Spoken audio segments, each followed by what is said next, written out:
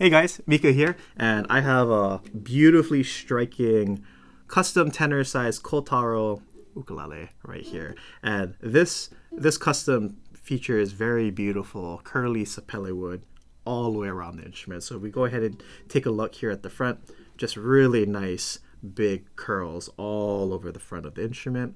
But what's really cool about this instrument as well. So if we look at the sides and when we get to the back, I love how all of the angles of the curls, it goes in different directions. So it's not just straight up and down. Say like curly koa, this one is going in all of the different directions. And then when we look at the back, we have a little bit right here. We have all of this going in this direction, but then you can see it coming. It's like all trying to come towards the center of the instrument on the back side. So it's just really beautiful, very curly. It's really beautiful to look at. And there's no pau abalone shell or anything crazy in the back, so you can just really enjoy the aesthetics of the wood in its full glory. So just again, really beautiful stuff. And then even on this side as well. And of course with KG or Kotaro ukuleles, you have this beautiful knotless side sound port right here. So each of these little indentions is lasered all the way down to these very tiny ones, like they're literally 1 millimeter wide, and everything is just really nicely detailed in this side sound port. It's paired really nicely with the gaboon ebony on the top binding as well as the back binding. You never can go wrong with having like a black piece of wood to outline the instrument. It just makes it look very classy, very clean, and it just looks really beautiful, matched really well with the sapele wood. And then a smaller detail that maybe is a little hard to see in the camera is a really light wood purfling that wraps around the perimeter of the instrument on the front as well as on the sides here, and then even around the back of the instrument. So then going back to the front, we have gaboon ebony here on the bridge, on the fretboard, as well as the headstock. This is a slotted headstock with the Koa KG logo right here on the top. And then we also have gaboon ebony on the back plate of the headstock right here. And then we have really nice upgraded tuners. These are Waverly tuners with this kind of bronze / gold and silver gears right here. And then we have beautiful snakewood buttons on both sides of the instrument. And then coming back down to the face of the instrument, around the rosette right here, we have really beautiful spalted mangle around the rosette. And then on the outer part of the circle, as well as the inner part of the circle, beautiful pau abalone shell.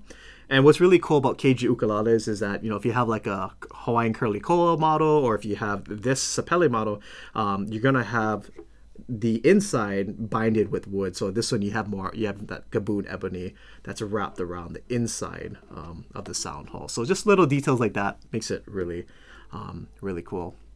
On the fretboard itself, there's no fret markers here on the fretboard, but here on the sides we have this like brass outline with some black dots here in the middle of the circle. So you have it in frets 5, 7, 10, 12, 15, and 17. And a small little detail, just like how this knotless design is just really beautiful. I love that on the 12th fret marker, the circle is a little bigger. It's like probably 2 times bigger of a circle than the other fret markers. And that's really a cool design because the 12th fret's really important on the instrument. It's a good pretty much segue of like, all right, you're playing on the really high portions of the fretboard, but it's also where the artificial harmonics are located on the instrument. And also, for those of you who like music theory, when you pluck an A on the A string and you pluck the 12th fret, that is also the A. So pretty much between fret 0 or your open string to fret 12 is your chromatic scale. So A sharp, B, C, C sharp, D, and so on until you hit the next A. So on the E string, this is your next E, 1 octave up. C, C, and then G, G. So again, 12th fret's really important on the instrument. So I just love the little design of how you have a bigger circle. So visually, when you're looking at the instrument, your eye immediately can see the bigger circle on the side of the fretboard. And on this particular ukulele, actually pretty common overall with KGs, you have a satin finished neck. This is a mahogany, but I wanted to point out for those of you who are interested and want to know like what's going on with the neck, what's the neck feel like. This one has a thinner neck profile and it's slightly flat on the middle of the neck here. So for those of you who are aware of like what kind of necks you want, this one has a thinner kind of neck profile. Now, one is not better than the other in terms of chunkier necks are better than thinner necks and vice versa. It really just depends on what you need from your particular instrument and what your hands want. For those of you who don't have the opportunity to, Mika, I don't have the opportunity to grab and feel out these necks. For me personally, I think if you have smaller hands, having the thinner neck is good because, having smaller fingers, you don't have to pinch as much when you're making bar chords or just like whatever you need to do to make chords.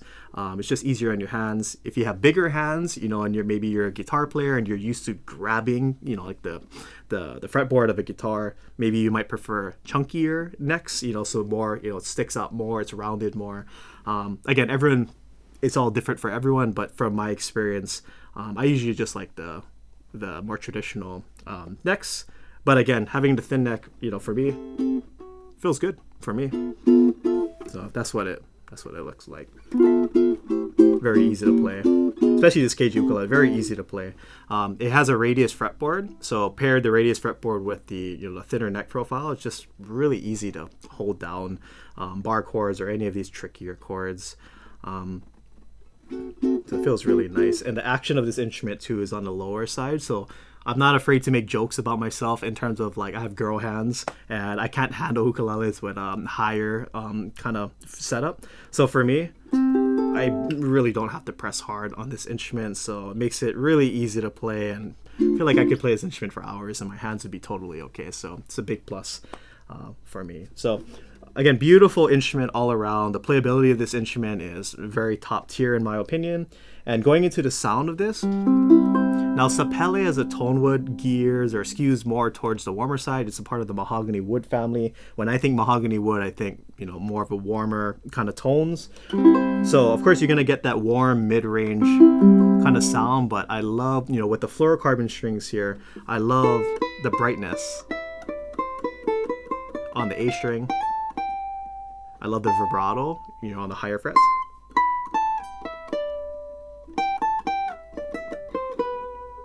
Very clean. And again, that.